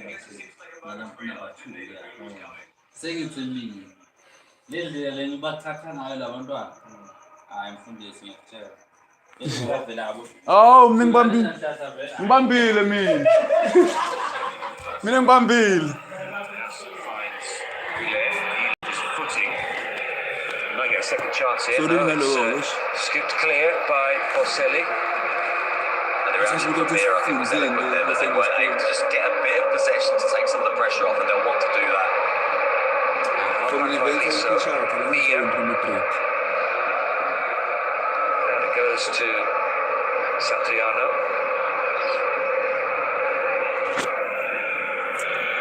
Fede Valverde comes away with it for Real Madrid. He was pulled back by Diego Rico. It was pretty blatant, and there's a yellow card. Yeah, blatant, and so blatant that Diego Rico accepted it. Yeah, I know. That's a card I'm prepared to take. Not 100% sure that he needed to take it that far up the pitch. I think he was very conscious that Valverde was on the run. And also not just that, but there are a couple of his teammates had already effectively cut out of the move. Out to Vinicius. Vinicius brilliantly away from Iglesias. Gonzalo Garcia waits in the middle, as does Rodrigo. The cross never came though. Carreras. Back to Goulet. Dani Carvajal. Let's get Rodrigo making a run ahead of him. Carvajal with the cross. And just beyond Gonzalo Rodrigo. Carvajal plays it back to Courtois.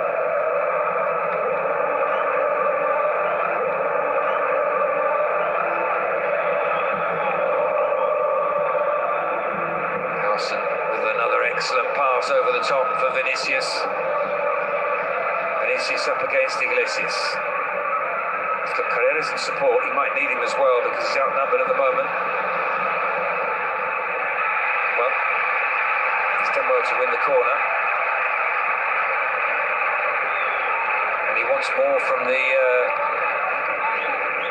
singing section behind that goal from the Real Madrid supporters. Here he is again, Vinicius. Cross in. It's missed. It's miskicked by Shamani. He didn't get the contact on that he would have wanted. It's been cleared only as far as Carreras. Luis Milla away.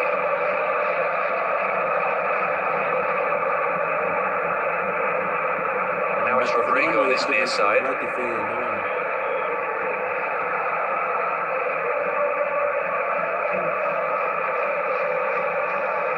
Found by Álvaro Carreras. Doesn't get away from Liso.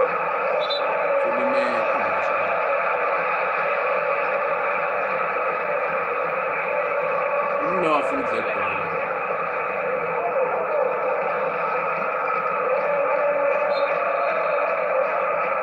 He'd actually already stopped Rodrigo before he went off the pitch. I think he'd already been hurt by the first challenge. Guilherme's done well here. Milla. It's coming back too quickly for Getafe at the moment, though, isn't it? In the first half, they were doing a really good job of preventing Real Madrid from building any momentum. At the moment, they're really struggling to do that. Yeah, very much attack against defence at the moment. Milla. It's one back by Guilherme. Iglesias. Forward towards Vázquez. One for Satriano to chase. For Diego Rico to chase, in fact, and Carvajal is the one tracking back.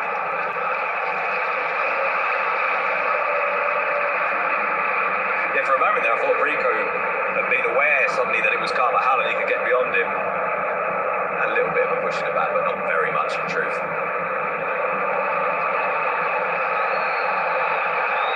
Well, Mario Martin is about to come on.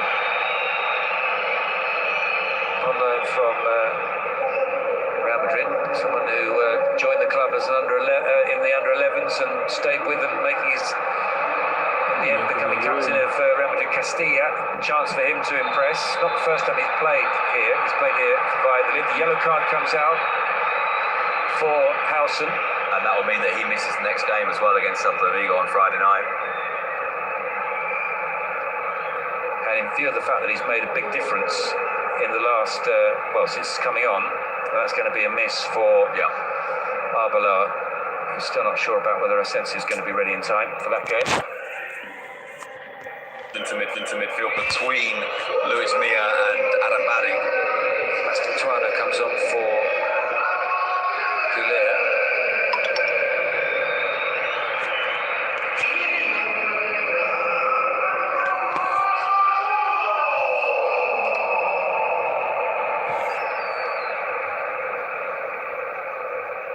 Well, Mario Martin had a very difficult season last year with Valladolid. He actually had more red cards than victories last season. But he's found a home under Pepe Bordalás, it seems. Yes.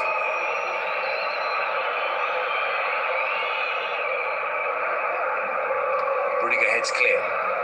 Scored early this season against Real Oviedo. I was actually at the Coliseum for that game. And there was a man in the stands wearing a Madrid shirt, and I thought that's a bit strange. And then when Mario Martin scored, the man jumped up and celebrated, and as he celebrated, he turned, and I realised it was Mario Martin on the back of the shirt. That's why he's at Getafe wearing a Real Madrid shirt. Chance here for Aaron Barry. He's played that in nicely behind. Courtois comes out, makes the save. Liso unable to apply the finishing touch. Here's Rodrigo. Yellow card, man. What goes amazing, Luis Milla. Amazing, Luis Milla's got Yellow card, deliberately preventing a counter-attack. Yeah, absolutely. And a little bit like the Diego Rico one a few minutes ago. It would have been one where Luis Milla would have held up his hand and said, yeah, fine, I'll take that. Chamani into Mastituano. Chamani's won it back, but the whistle goes for a Getafe free kick. And And Germany's card. And a yellow card for Chalmeni. Who's only just come back from a suspension for completing a cycle of 5 cards. Now, for what it's worth, I think that decision is the right one, but the reason the fans are annoyed is because there's a couple before that possibly he could have given the referee but didn't. And Dani Carvajal is saying, well, what about the one earlier from Luis Mia? So there's the first one. He's been on 2 minutes and he bundles Carreras over. Then Liso does a little bit more than just push over Mastantuono. It looks to me a little bit like a thump in the back. And then Germany is penalised for the foul on Mari. Not so much the push that's the problem. The problem is that the people that are on the touchline in his way.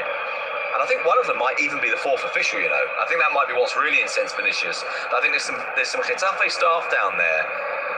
But I think it's a black tracksuit that's being worn there that Vinicius is tripped up by. And I think it's the 4th official. I'm not sure, but I think so. That said, I think the Getafe tracksuit's worn by the medical staff are black as well, so perhaps it wasn't.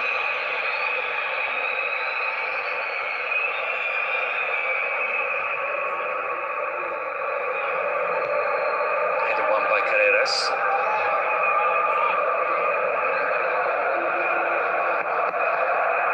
At half-time, the shot count was even between the 2 teams. I felt like Getafe deserved the lead, but Madrid are pulling away from them now. 14 shots to 8. That said, not very many of them have been really, really clear-cut chances. Lisa goes down under the challenge from Carvajal. Carvajal tells him to get out. The referee agrees with Carvajal and wants play to continue. Valverde plays it forward. Mastantuono turns into space. He's quickly dispossessed. Marcelo out to Diego Rico. Trying to pick out Lisa, but it's cut out by Carvajal. Fede Valverde. Valverde sending Mastantuono down the right. Romero makes the challenge.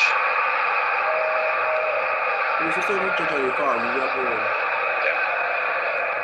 Good challenge as well, wasn't it, from Romero? Carreras. As it goes to Vinicius.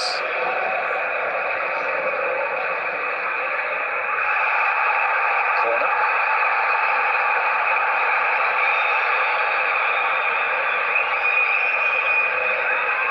Well,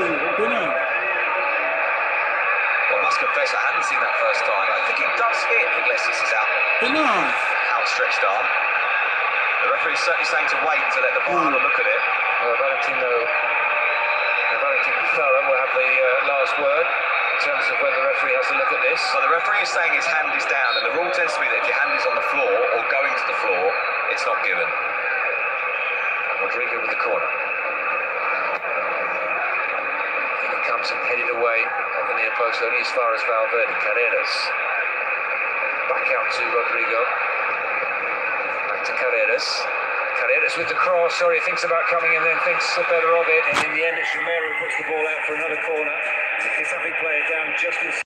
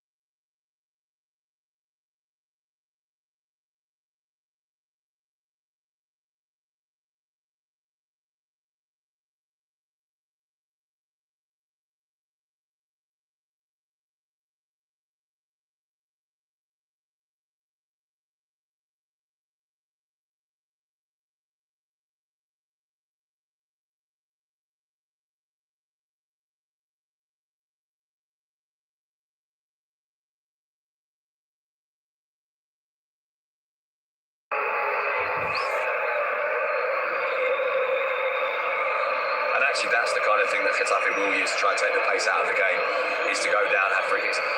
I think it's because it comes off Iglesias' leg first and because the arm is going to ground, but don't think it's impossible that you give a penalty for that, you know. Courtois claims the free kick and didn't like the challenge at all.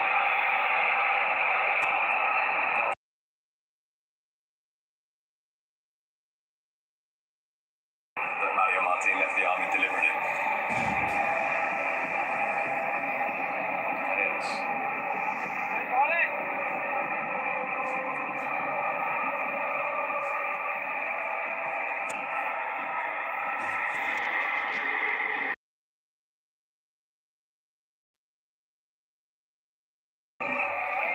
Vinicius again. Plenty of blue shirts to get past. He plays the ball back to Rodrigo. Here's Carrera.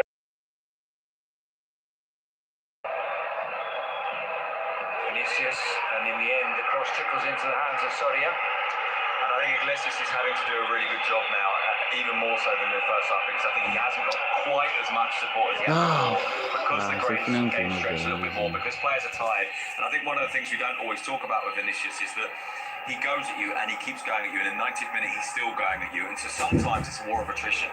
It's about how long you can hold off for, and so far Iglesias has done really well, but he will know that he's got 15 plus added time, probably 23, 24 minutes left of this.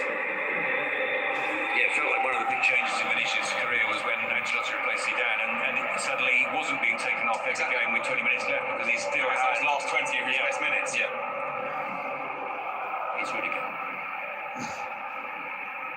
Yeah, there's a relentlessness about Vinicius, which is part of what makes him dangerous. Now, obviously, he can still do damage to you earlier in the game as well.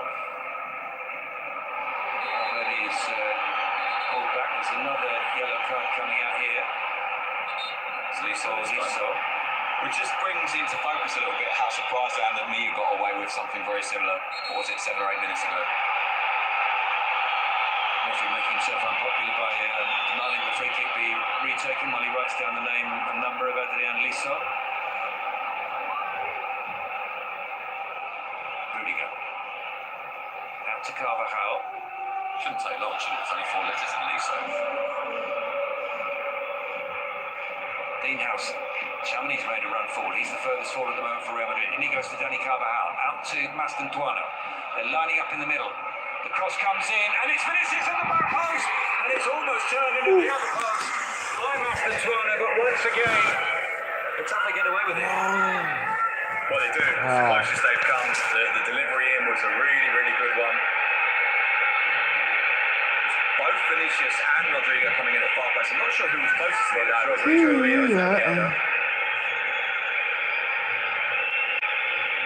Well, it was Dean House who couldn't convert. And there, it's Carvajal coming in at the back post, who's unable to apply the finish.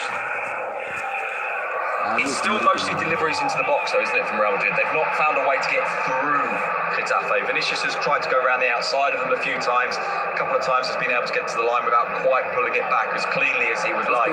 But mostly it's still that delivery into the box. And, of course, this is one of the reasons why Getafe will be really keen not to drop too deep, so that those deliveries aren't dropping inside their 6-yard box. Howson tries to pick out Carvajal, but it goes out for a Getafe throw. We are 10 minutes from Pepe Bordalas' first ever victory against Real Madrid. They will be a long 10 minutes. There'll be more than 10 minutes, obviously, because of having time. But I think that's right. I think it will seem like 17 or 18, won't it? It will seem like an age.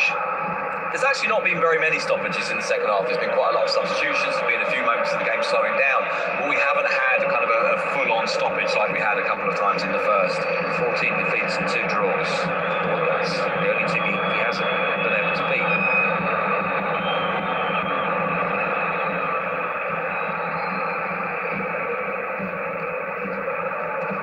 Carvajal back to Fede Valverde, into Mastantuono. Ball goes out of play.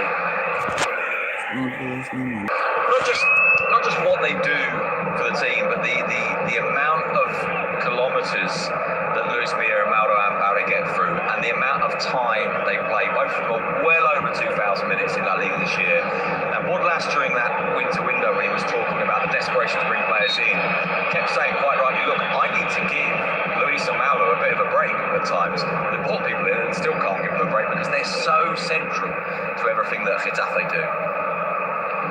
plays it forward, but it's cut out by Rudiger, laid off by Rodrigo. Chamonix back to Rudiger, Dani Carvajal. Gonzalo, back it goes to Rudiger.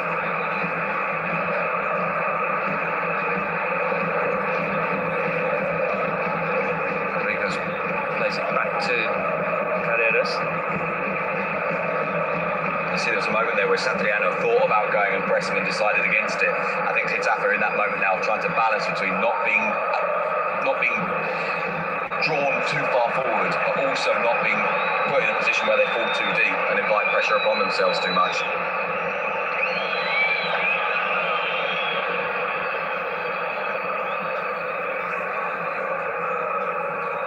Rodrigo plays that one off for Chamonix.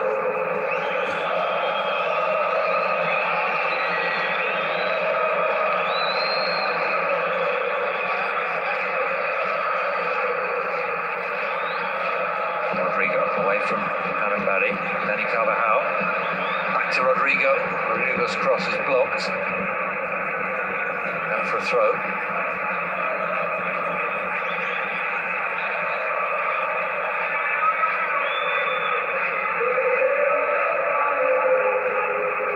Mastantuono. Still Mastantuono, but it's stumbling. He's unable to keep the ball under control or in play, and it's out for a goal kick.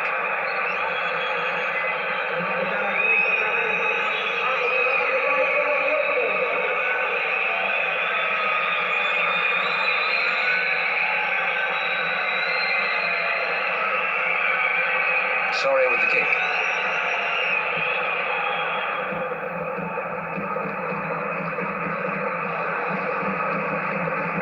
Rodrigo wins the foul.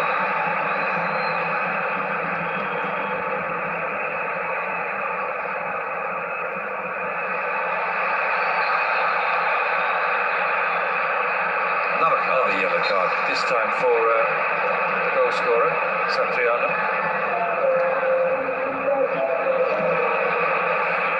Back to Soria.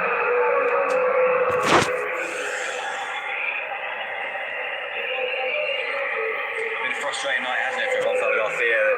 The kind of deliveries that they're putting in now maybe would suit him if they can force Getafe a little bit further back, but he's not really being given the service that he would have liked. And also that work that he does to try and chase down defenders doesn't really function as well against a team like Getafe because they release it so early. He doesn't get the time to get there. Hammered clear by Iglesias. Rudiger heads away, but it goes out for a Getafe throw. Here comes Brahim. Well, the last throw of the dice, as it were, for Arbeloa. They're looking for something, Oasis, you know,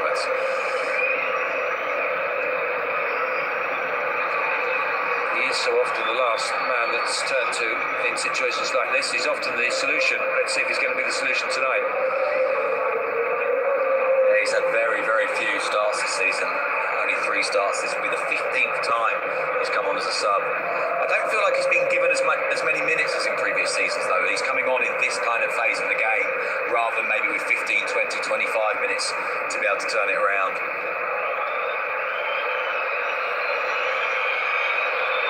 Frustration is really, really telling around the ground, isn't it? Yep. The irritation every time the ball goes back, every time it's at the feet of a player who's not an attacking player. House's pass goes straight out of play. In part there, House is a victim of the fact that he's not really been offered any options. And you know, the frustration will be with House and perhaps for the past, but it's really not about him. Charmany. So I'm looking at this team now and trying to work out what the formation is. I guess Brahim goes inside with Fede Valverde and they try and maintain the width from other players. I think you mentioned earlier on, I think it was at half-time, you were talking about what Arbeloa can do to change this. And there is still that doubt about his response in moments when the game has to shift in terms of the substitutions and how much impact they make on the game. Now, it may well be that Brahim now goes and scores. Carvajal puts it back into the danger area. He goes through to Soria. to see how the pieces settle here. It does look like it's Brahim playing as an inside right, with Mastantuono as an outside right. That both of the Brazilians are on the left-hand side at the moment. And sort of almost no one is in the middle of the pitch, although Rodrigo is currently playing in the central position. Housen with the clearance, and he's already been penalised for the foul, and he's already been booked, but no further action. It will be a free kick. If it stays this way, Sid, is this the worst night for Arbeloas? Is taking over even worse than the cup exit? I suppose it might be. It seems to be fringe benefits from the cup exit. Exactly that. And also the cup exit, it's his first game.